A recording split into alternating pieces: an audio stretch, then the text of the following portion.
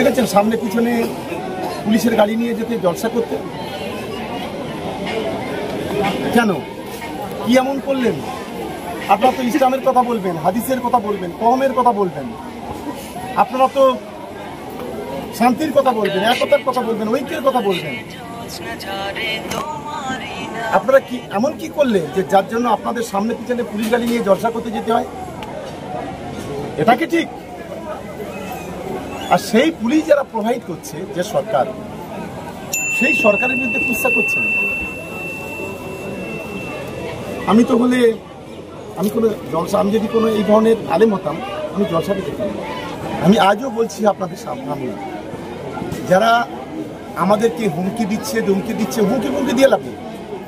সরাসরি গণতান্ত্রিকভাবে আমাদের সঙ্গে প্রতিদ্বন্দ্বিতা করবে। জনগণ কাদের সঙ্গে আছে সেটা আমরা প্রমাণ করে দেবো। কোথায় যেতে হবে না, ভাঙড়ে আর কেন আসবে আপনারা ঠিক করে নিন, কে কে দাঁড়াবেন। আমরা তৈরি, আমরা ভাঙড়কে নিয়ে তৈরি। ধমকে চমকে ভবিষ্যতে এগুলো করবেন না, প্লিজ আমার অনুরোধ। অনেক হয়েছে, এনাফ ইজ এনাফ, আর করবেন না।